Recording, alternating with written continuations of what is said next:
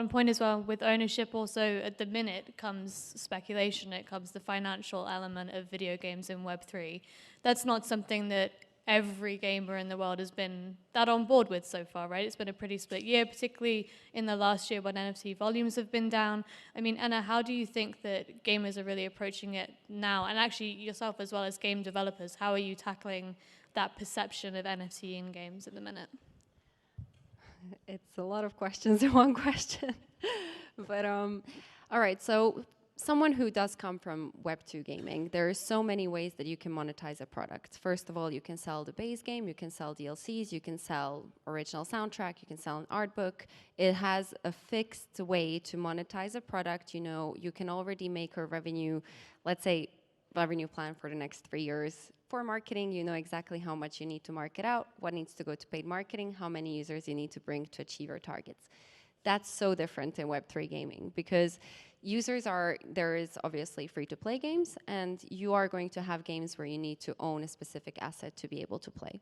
Illuvium has the free-to-play aspect, and it also has the aspect where you can own an asset and generate, for instance, fuel or generate some sort of resource that will help you within one of our games. We have coined something which is the interoperable blockchain gaming, and we have all of our games which are interconnected, which means that if you play one game, if you, for instance, own land and you're playing Illuvium 0 with land, you can farm resources, you can use those resources and fuel in Illuvium overworld, you can use that fuel to catch illuvials, you can use your illuvials to go play arena.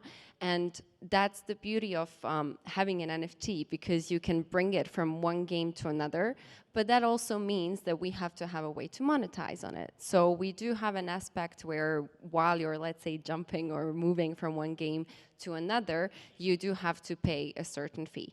You can choose to play the free-to-play aspect if you are only using the tier 0 illuvials, which are characters in-game, or you can choose to also obviously pay and play with higher value characters.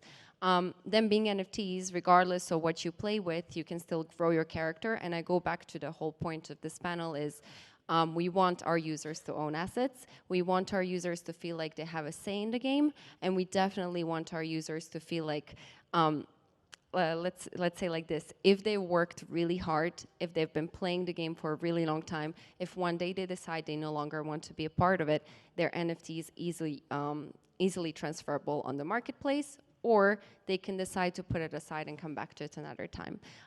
So this is what I think is beautiful about Web3, is we will find ways to monetize. It's just so new, and we're just now building incredible blockchain games, and it's going to take time to figure out what are the, the Web2 strategies of the Web3 gaming to be continued.